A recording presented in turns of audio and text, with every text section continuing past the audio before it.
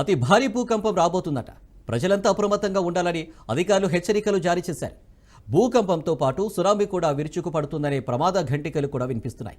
ఎప్పుడు భూకంపాలకు నిలయంగా ఉండే జపాన్లో అతి సమీప కాలంలోనే అతి భారీ భూకంపం సంభవించే ప్రమాదం ఉందని, ఆ భూకంపం వల్ల జన నష్టాన్ని గణనీయంగా ఎలా తగ్గించాలని జపాన్ ప్రభుత్వం తీవ్రంగా ఆలోచిస్తుంది. మరి జపాన్ అధికారుల అంచనా ప్రకారం ఈ డేంజరస్ ఎర్త్క్వేక్ ఎప్పుడు సంభవించే ప్రమాదం ఉంది?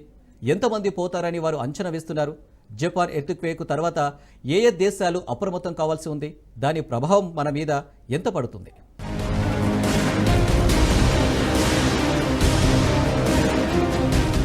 ప్రపంచానికి మరో అతి పెద్ద దుర్వార్త.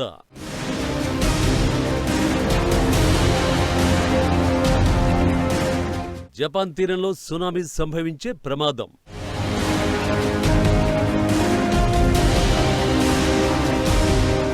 మూడు లక్షల మంది హతులవుతారని అంచనా.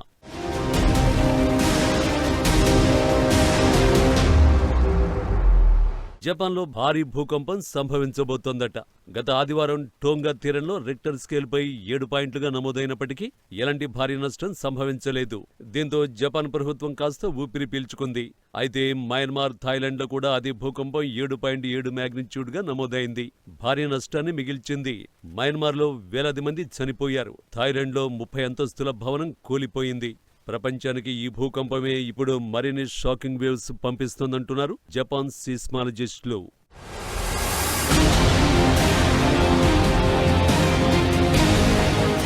గత వారం వచ్చిన భూకంపాన్ని అంచనా వేస్తున్న జపాన్ సీస్మాలజిస్టులు రాబోయే ప్రమాదం గురించి ఇప్పటి నుంచే ప్రజలను, ప్రభుత్వాలను అప్రమత్తం చేస్తున్నారు. జపాన్ సముద్ర తీరంలో మరో అతి పెద్ద భూకంపం పుట్టే ప్రమాదం ఉందని, అది ఖచ్చితంగా ఎప్పుడు సంభవిస్తుందో చెప్పడం సాధ్యం కాదని చేతులెత్తేస్తున్నారు. అయినప్పటికీ గత అనుభవాలు, సగటు రిపోర్టులు, భూకంపాల సంభావ్యతను అధ్యయనం చేస్తున్న జపాన్ శాస్త్రవేత్తలు మరో 30 ఏళ్లలో భూకంపం సంభవించొచ్చని, అయితే ఖచ్చితంగా ఎప్పుడొస్తుందో చెప్పలేమని అంటున్నారు. రేపొచ్చే భూకంపం 3 లక్షల మంది దాకా జన నష్టం జరగచ్చని అంటున్నారు. ఆస్తి పరంగా చూస్తే $2 ట్రిలియన్ ఆస్తి నష్టం జరగచ్చని అంచనా వేస్తున్నారు. జపాన్ కేబినెట్ ఆధ్వర్యంలో ప్రత్యేకంగా ఏర్పాటైన కమిటీ ఈ తాజా హెచ్చరికలు చేస్తూ ఉండడం ఆందోళన రేపుతోంది.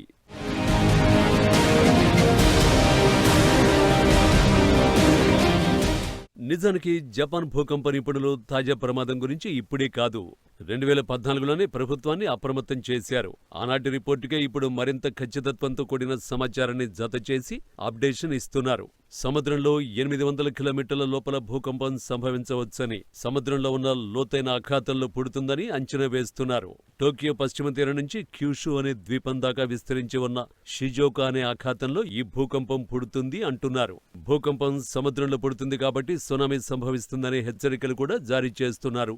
ఫిలిప్పీన్స్ సముద్రానికి దగ్గరగా భూమి పొరల కింద ఉన్న టెక్టానిక్ ప్లేట్ జపాన్ భూభాగం ఉన్న కాంటినెంటల్ ప్లేట్ కిందకి నిదానంగా రాసుకుంటూ పోతోందని, 2 వేరువేరు ప్లేట్లు సర్దుబాటు చేసుకునే క్రమంలో టెక్టానిక్ ప్లేట్ కిందకి స్లిప్ అయ్యే ప్రమాదం ఉందంటున్నారు. ఈ క్రమంలో భూమి పొరల్లో విపరీతమైన శక్తి పుడుతుందని హెచ్చరిస్తున్నారు. ఈ ఒరిపిడి పైకి రాను రాను తీవ్రమైన శక్తిని విడుదల చేస్తూ విపరీతమైన ప్రాణ, ఆస్తి నష్టానికి దారితీస్తుందంటున్నారు.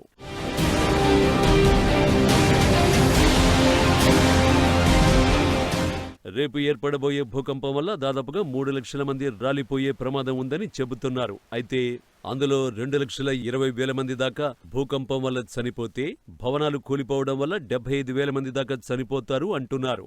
ఈ సమయంలో వివిధ కారణాలతో సంభవించే అగ్ని ప్రమాదాల వల్ల 10,000 మంది దాకా చనిపోతారని జపాన్ కేబినెట్ ఆఫీసులోని డిజాస్టర్ మేనేజ్మెంట్ వర్కింగ్ గ్రూప్ చెబుతోంది. అయితే 2014లో అంచనా వేసినప్పుడు 3,23,000 మందిగా అప్పుడు పేర్కొన్నారు. కానీ తాజాగా వేసిన శాస్త్రీయమైన అంచనా ప్రకారం ఆ సంఖ్య దాదాపు 25,000 తగ్గడం విశేషం. జపాన్ భూకంప శాస్త్రవేత్తలు గత 1400 ఏళ్ల నుంచి సంభవిస్తూ వస్తున్న భూకంపాల రికార్డులు తీసుకుని అధ్యయనాలు చేస్తున్నారు. నాన్ కాయిట్రో ప్రాంతంలో 1400 ఏళ్లుగా ప్రతి 100 నుంచి 200 ఏళ్లకు ఒకసారి అతి భారీ భూకంపాలు సంభవిస్తున్నట్టు రికార్డులు నమోదై ఉన్నాయి.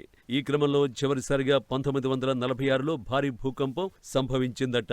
ఆ లెక్కన 100 ఏళ్ల కాలం సమీపిస్తున్నందున సీస్మాలజిస్టులు ప్రభుత్వాలను అప్రమత్తం చేస్తున్నారు. భూకంపాలు సరిగ్గా ముహూర్తం పెట్టినట్టే ఖచ్చితంగా 100 ఏళ్లకు లేదా 200 ఏళ్లకు సంభవించాలనే రూలేమీ ఉండదు. భూమి పొరల్లో సంభవిస్తున్న మార్పులు, ఒత్తిళ్లు, ఉష్ణోగ్రతల్లో హెచ్చుతగ్గుల కారణంగా భూమి పొరలు సర్దుబాటుకు గురవుతాయి. కాబట్టి ఇవి నిర్దిష్టమైన సమయం ప్రకారమే జరుగుతాయని ఎవరూ చెప్పడం లేదు.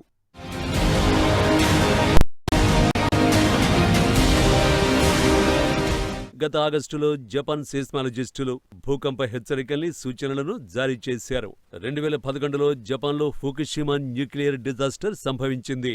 అప్పుడు సునామీ పుట్టింది. భారీ నష్టమే సంభవించింది. ఆనాటి సునామీని దృష్టిలో ఉంచుకుని ఇప్పుడు తమ సూచనలు సవరించుకోవడం విశేషం. రేపు ఏర్పడబోయే భూకంప తీవ్రత మొన్న ఏర్పడిన 7 పాయింట్ల కంటే ఎక్కువే ఉండే అవకాశాలు ఉన్నాయని హెచ్చరిస్తున్నారు. మరోవైపు అమెరికా జియోలాజికల్ అధికారులు కూడా జపాన్కు పొంచి ఉన్న ఉపద్రవంపై హెచ్చరించడం ఆందోళనను తీవ్రం చేస్తోంది.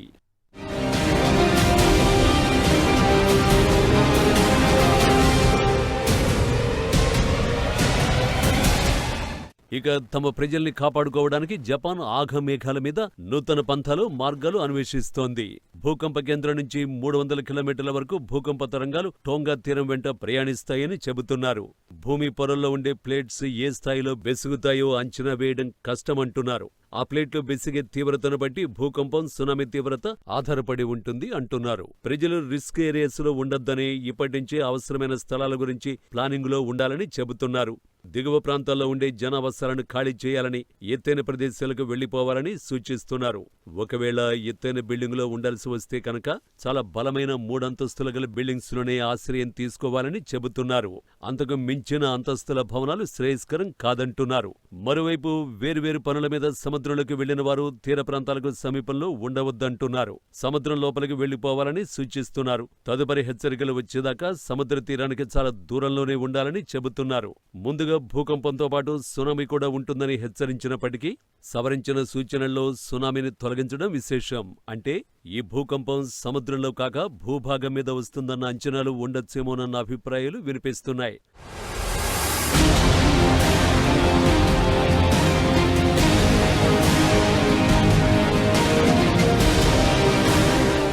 మొత్తానికి ఈ హెచ్చరికలతో కేవలం జపాన్ను మాత్రమే కాక మిగతా ప్రపంచం కూడా అప్రమత్తమవుతోంది. ప్రజలకు ఎలాంటి ఆదేశాలు జారీ చేయాలి, ప్రభుత్వాల పరంగా ఎలాంటి ముందస్తు ఏర్పాట్లు చేయాలి అనే విషయంలో పై స్థాయిలో కసరత్తు జరుగుతోంది.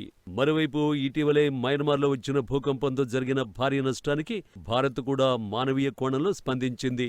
సహాయ చర్యల కోసం మోడీ సర్కార్ ఎమర్జెన్సీ సిబ్బందిని, నిత్యావసర సరుకుల్ని పంపించింది.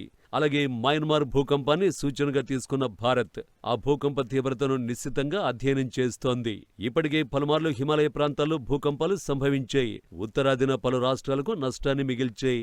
మరిన్ని భూకంపాలు కూడా సంభవించే ప్రమాదం ఉందనే హెచ్చరికలు వినిపిస్తూనే ఉన్నాయి. ఇలాంటి పరిస్థితుల్లో మన దేశంలో అధికారికంగా ఎలాంటి సూచనలు వెలువడతాయనే ఆసక్తి సర్వత్రా నెలకొంది.